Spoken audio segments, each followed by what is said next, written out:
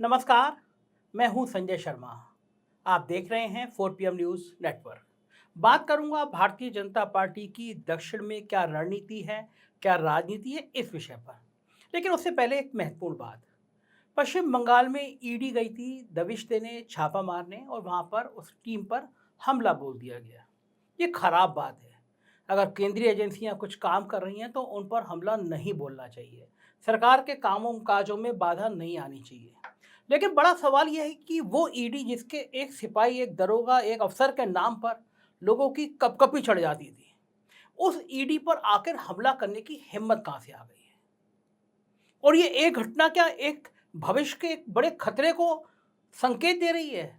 मैं एकदम पक्ष में नहीं हूं कि ईडी पर हमला किया जाए, लेकिन जिस तरह से साहेब ने ईडी को तोता बना दिया है, जिस तरह साहब ने ईडी का इस्तेमाल इस तरह किया है कि ईडी की विश्वसनीयता खत्म हो गई है। ये लगने लगा है कि ईडी की जांच का मतलब साहब की गुलामी। और जिस तरह ईडी लोगों के घर छापे मार रही है, उन्हें परेशान कर रही है, उन्हें बंद कर रही है, विपक्ष पर हमला कर रही है, तो जनता में एक आक्रोश बढ़ता जा रहा है। हर तानाशाह के खिलाफ जनता ऐसे ही धीरे धीरे आक्रोशित होती रहती है। तो क्या माना जाए कि जनता का गुस्सा क्या इस हद तक, इस चरम तक पहुंच सकता है जो भविष्य में किसी एक बड़े ज्वालामुखी की तरफ फट सकता है? ये गंभीर बात है। सरकार को सोचना चाहिए। ईडी, सीबीआई, इनकम टैक्स का इस्तेमाल इतना ना करें कि जनता ही इनके खिलाफ सड़क पे आ जाए। और अब बात करता हूं मैं दक्षिण के राज्यों की भारतीय जनता पार्टी की राजनीति की। दरअसल हर बीतते दिन के साथ लोकसभा चुनाव करीब आता जा रहा है, इसलिए सभी दल अपनी अपनी पूरी तैयारियों में जुट गए हैं। एक और भाजपा है जिसकी सत्ता है, वो अब की बार 400 पार के नारे के साथ लोकसभा में उतर रही है, लोकसभा के चुनाव में उतर रही है और प्रधानमंत्री मोदी के नेतृत्व में तीसरी बार देश की सत्ता हासिल करना चाहती है। वहीं दूसरी ओर विपक्ष है जो एक बार इंडिया गठबंधन के तहत एकजुट होकर भाजपा के सामने खड़ा हुआ है। विपक्षी गठबंधन इंडिया की एकजुटता का असर है कि भारतीय जनता पार्टी के लिए इस बार 400 पार तो दूर, सत्ता में वापसी की उम्मीद भी काफी कम नजर आ रही है। और इस बात को साहेब भारतीय जनता पार्टी और राष्ट्रीय स्वयंसेवक संघ समझ रहे हैं, काफी चिंतित हैं। तभी तो आरएसएस ने भी पहले कहा कि सिर्फ मोदी के चेहरे पर लोकसभा चुनाव नहीं जीता जा सकता।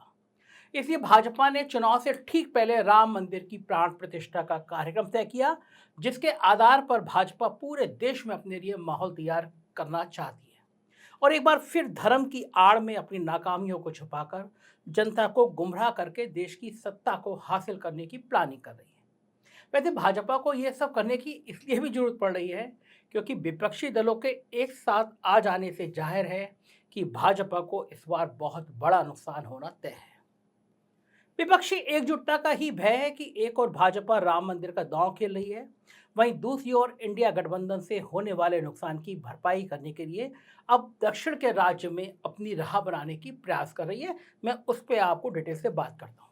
ये इसलिए क्योंकि भाजपा ने अब की बार 400 पार का नारा तो दे दिया, लेकिन जिस तरह से विपक्षी गठबंधन इंडिया के साथ विपक्ष के 28 दल साथ आए हैं और विपक्ष की ताकत मजबूत हुई है, उससे भाजपा के लिए 400 की राह बहुत मुश्किल हो गई है, 300 तक पहुंचना भी मुश्किल हो गया है। विपक्षी एकजुटता के चलते ही भाजपा को संभव है कि उत्तर भारत में नुकसान का सामना करना पड़े। इसलिए अब उत्तर भारत में होने वाले नुकसान की भरपाई के लिए भाजपा साउथ की राह पकड़ रही है और वहां के लोगों को लुभाने की कोशिश कर रही है। हालांकि बीजेपी के लिए साउथ में भी कुछ भी हासिल करना इतना आसान नहीं है, क्योंकि भारतीय जनता पार्टी और प्रधानमंत्री मोदी साउथ में प्रवेश के लिए कर्नाटक को अपना प्रवेश द्वार मानकर चल रहे थे, लेकिन कर्नाटक विधानसभा में मिली जबरदस्त शिकस्त ने भाजपा की राह को और भी मुश्किल बना दिया है, क्योंकि अब भाजपा साउथ में कहीं भी मजबूत तो दूर खड़ी भी नहीं दिखाई दे रही है। इसलिए भाजपा ने अपना मेन फोकस तमिलनाडु पर कर दिया है। साहब अब तमिलनाडु को साधने की कोशिश कर रहे हैं। हालांकि तमिलनाडु में लोगों को लुभा पाना भाजपा के लिए इतना आसान नहीं है, क्योंकि अभी तक तमिलनाडु में भाजपा एआईडीएमके के सहारे चल रही थी, लेकिन इस बार के लोकसभा चुनाव से पहले एआईडीएमके ने भाजपा से अपनी राह जुदा कर ली है। यानी अब भाजपा तमिलनाडु में अकेली है और साहेब भाजपा को लग रहा है कि वो सिर्फ मोदी के चेहरे पर तमिलनाडु के लोगों को बहला लेगी और अपने साथ जोड़ लेगी। लेकिन भाजपा के लिए इतना आसान नहीं है, क्योंकि बिना एआईडीएमके भाजपा तमिलनाडु में कोई खास अस्तित्व में नहीं है। इसलिए प्रधानमंत्री मोदी और पूरी भाजपा तमिलनाडु को साधने की कोशिश कर रही है। लेकिन भाजपा के लिए दक्षिण का किला भेदना हमेशा से चुनौती रहा है। कर्नाटक भी हाथ से फिसल जाने के बाद वहां की लड़ाई इतनी आसान नहीं है। 2019 के लोकसभा चुनाव में पार्टी को दक्षिण भारत के 5 राज्यों की 129 सीटों में से सिर्फ 29 में जीत मिल पाई थी। उसमें से भी 29 में से 25 सीटें तो अकेले कर्नाटक से ही आई थी। लेकिन 2024 के लोकसभा चुनाव के वक्त कर्नाटक विधानसभा में भी भाजपा साफ हो चुकी है। इसलिए इस बार के लोकसभा चुनाव में 2019 वाला करिश्मा होने की उम्मीद काफी कम है। ऐसे में इस बार 400 के टारगेट को पाना भाजपा के लिए बहुत बड़ा मुश्किल का काम होगा। इसी को जानकर पार्टी में प्रधानमंत्री मोदी साउथ को भेजना चाहते हैं। इसके लिए उनकी पहली पसंद तमिलनाडु बन रहा है, ताकि तमिलनाडु की वो भाजपा के लिए दूसरा कर्नाटक बना सकें। वो काफी मुश्किल दिखाई दे रहा है। भाजपा लगातार दक्षिण में अपना शक्ति प्रदर्शन कर रही है। इसकी अगुवाई खुद प्रधानमंत्री मोदी कर रहे हैं। आने वाले 2 महीनों में प्रधानमंत्री इन दक्षिण के 5 राज्यों में जबरदस्त प्रचार करेंगे। विकास की कई योजनाएं, हजारों करोड़ की योजनाएं भी शुरू करेंगे।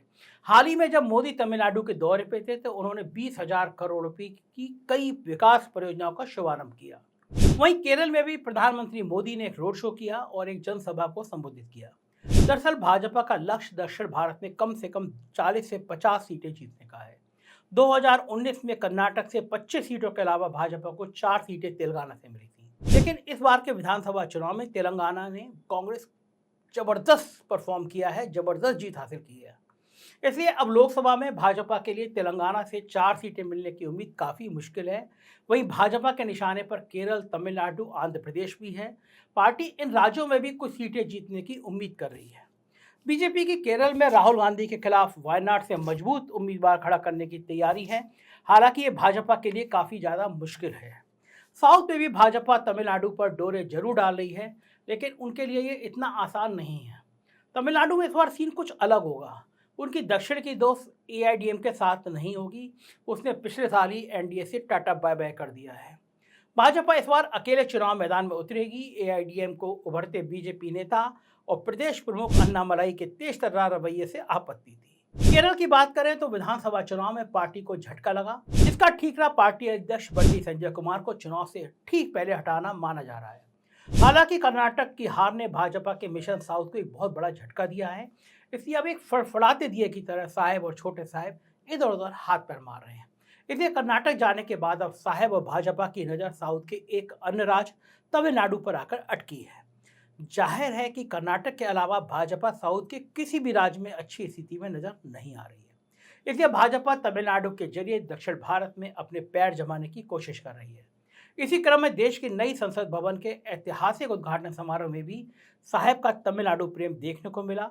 नई संसद भवन में स्थापित किया गया संगोल और तमिल अधिनियमों की आओ भगत भाजपा साहेब के मिशन तमिलनाडु का ही एक हिस्सा था, क्योंकि संगोल और तमिल अधिनियम के बहाने तमिलनाडु के रास्ते साहब साउथ पर अपनी पकड़ बनाने की रणनीति में जुटे हुए हैं। इसलिए नई संसद भवन के भव्य उद्घाटन कार्यक्रम में राष्ट्रपति को भी ना बुलाकर तमिल अधिनियमों को अवश्य बुलाया गया। उनके सामने साहेब पूरी तरह दंडवत हो गए, क्योंकि उन्हीं के सहारे 24 की नैया पार लगाने की उम्मीद साहब लगाए बैठे हैं। अपने इसी मिशन को ध्यान में रखते हुए छोटे साहब यानी भाजपा के चाणक और देश के गृह मंत्री अमित शाह ने पिछले साल चेन्नई में प्रधानमंत्री पद को लेकर भी एक बड़ा बयान दिया था। शाह ने दक्षिण भारत के राज्यों को साधने के उद्देश्य से कहा था कि किसी गरीब परिवार के तमिल को भारत का प्रधानमंत्री बनना चाहिए। शाह का यह बयान ही भाजपा के मिशन साउथ का हिस्सा था। तमिलनाडु पर भाजपा इसलिए भी डोरे डाल रही है कि करुणानिधि और जयललिता के ना रहने पर भाजपा यहां अपने लिए उम्मीदें तलाश रही है। हालांकि एआईडीएमके का साथ छोड़ना भाजपा और साहेब के लिए महंगा पड़ेगा। नरेंद्र मोदी के केंद्र में आने के बाद से भाजपा उत्तर भारत में मजबूत हुई है, लेकिन इस दौरान साउथ में भाजपा को मनोवांछित सफलता मिलती नहीं दिखी। लाख प्रयासों के बावजूद दक्षिण भारत में मोदी मैजिक काम नहीं कर रहा। ऐसे में कर्नाटक के जरिए भाजपा साउथ में प्रवेश करना चाह रही थी।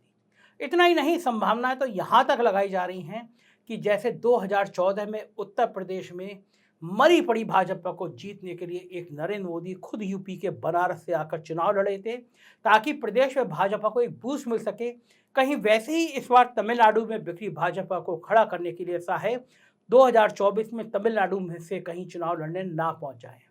क्योंकि इस बार तो उत्तर में सीटें कम होना तय है।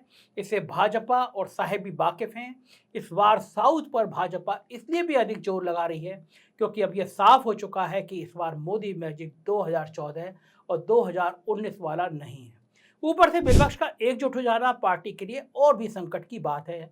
ऐसे में जाहिर है कि सीटों में भारी कटौती होगी। इसलिए उत्तर भारत में यानी हिंदी भाषी राज्यों में जो सीटों की कटौती होगी उसे साहेब और भाजपा साउथ और खासकर तमिलनाडु से पूरा करना चाहते हैं।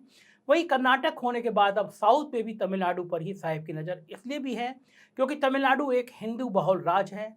यहाँ करीब 87-88% हिंदू आबादी है, जबकि मुस्लिम सिर्फ 5-6% है। ऐसे में साहेब इन राज्यों में अपनी पकड़ को मजबूत करना चाहते हैं। हालांकि यह इतना आसान नहीं है क्योंकि 88% हिंदू आबादी होने के बावजूद 2019 के लोकसभा चुनाव में वोट भाजपा का वोट प्रतिशत 2014 के मुकाबले घटा था और सिर्फ 3.66 रह गया था। इतना ही नहीं, 1967 के बाद से यहाँ किसी भी राष्ट्रीय दल की सरकार नहीं बनी है, जबकि पिछले 62-63 साल से सत्ता द्रविड़ आंदोलन से निकले नेता अन्नादुरमई, एआईडीएमके एमजी रामचंद्रन, जयललिता और डीएमके के करुणानिधि के इर्द गिर्द ही घूमती रही है। 2019 में भी लोकसभा की 39 सीटों में से कांग्रेस डीएमके के गठबंधन ने 38 सीटें जीती थी, जबकि भाजपा और एआईडीएमके गठबंधन को सिर्फ एक सीट जीतने का फायदा मिला था। इस बार एआईडीएमके भाजपा के साथ नहीं है।